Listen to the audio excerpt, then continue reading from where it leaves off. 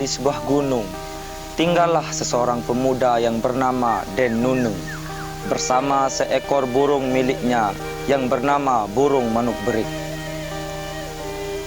Konon, burung manuk berik mampu bicara layaknya manusia, sehingga kemanapun dan apapun dilakukan Den Nune selalu bersama burungnya. Diceritakan pula bahwa gunung tempat tinggalnya sangat tinggi dan dikelilingi oleh lautan. Sedangkan di puncak gunung tempat Den Nune mendirikan rumah terdapat kolam dengan airnya yang sangat jernih. Kolam tersebut dikelilingi oleh taman-taman bunga, termasuk 4 pohon jempun Kamboja yang sangat tinggi dan besar. Sehingga ketika bunga jepun ini sedang berbunga, maka aroma harumnya sampai ke lapisan langit yang ketujuh. Pada suatu hari, Den Nune turun ke bawah bersama burung manuk beriknya. Di sana mereka akan menunggu sahabatnya yang akan datang berkunjung ke Pulau Dewa. Tapi sampai sore sahabatnya itu tidak datang juga. Sehingga mereka kembali naik pulang ke puncak gunung. Sesampainya di puncak, mereka sangat kaget karena banyak bunga-bunga di tamannya yang hilang. Keesokan harinya, mereka kembali turun ke bawah untuk menunggu sahabatnya. Tapi sampai sore pun sahabat itu tidak datang juga. Mereka pun kembali pulang naik ke puncak gunung. Sesampainya di puncak, kembali mereka melihat bunga-bunga di taman banyak yang hilang, terutama bunga jepun. Begitulah seterusnya sampai 7 hari. Mereka selalu turun menunggu sahabatnya, tapi tidak ada yang datang. Sementara ketika mereka naik ke puncak, mereka selalu menemukan taman-tamannya sudah kehilangan bunga. Den Nune jadi penasaran dan marah dengan hilangnya bunga-bunga itu. Sehingga ia mengintip siapa pencuri bunga bersama burung manuk berik. Mereka terbang dan bersembunyi di atas pohon kapuk yang daunnya sangat rimbun. Waktu itu di siang hari, gerimis, hujan, rintik pun turun. Dari atas puncak gunung sebelah utara ke timur, muncullah pelangi yang sangat indah.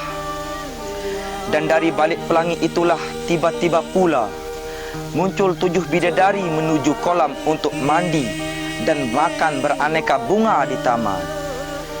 Den Nune terperajat kaget dan terkagum-kagum. Ia terpana dengan kecantikan para bidadari itu.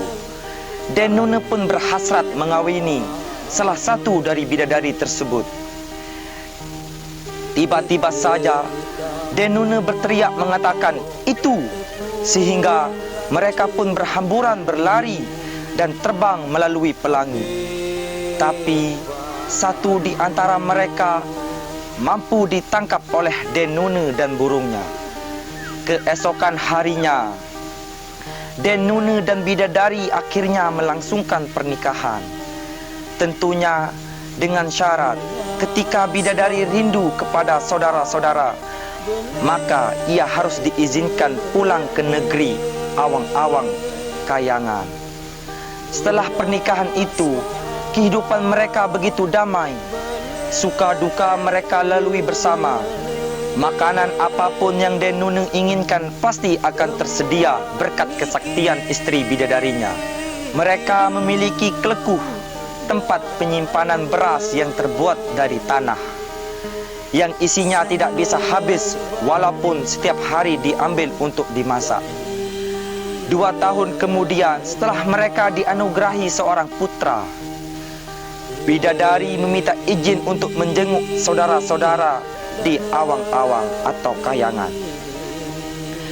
Bidadari sebelum berangkat mengatakan kepada suaminya agar jangan sekali-kali membuka penutup kelekuhnya. Tapi jika suami dan putranya mau makan, maka tinggal ambil di tempat makan apapun yang mereka inginkan. Sepeninggalan istrinya, Den Nune dan putranya tak pernah merasa kekurangan segala apapun. Tapi diam-diam Den Nune merasa penasaran kenapa istrinya melarang membuka kelekuh. Sehingga pada suatu hari, Den Nune mencoba membuka kelekuh itu dan ternyata isinya kosong. Akan tetapi di dalam kelekuh itu terdengar suara dari istrinya bahwa kini istrinya tidak bisa pulang karena kelekuh itu sudah dibuka, yang mengakibatkan terjadinya huru-hara di negeri awang-awang. Seiring dengan hari-hari yang terus berlalu, kini Den Nune terus merasa sedih karena istrinya tak bisa pulang oleh ulahnya sendiri. Maka pada suatu hari, Den Nune menyuruh putranya bermain-main dengan burung manuk berik. Sementara Den Nune sendiri memilih untuk berdoa dan memohon pengampunan kepada Tuhan Yang Maha Esa. Den Nune tidak pernah berhenti berdoa, sehingga gunung tempat dia tinggal itu disebut Gunung Puji, Gunung Pujut.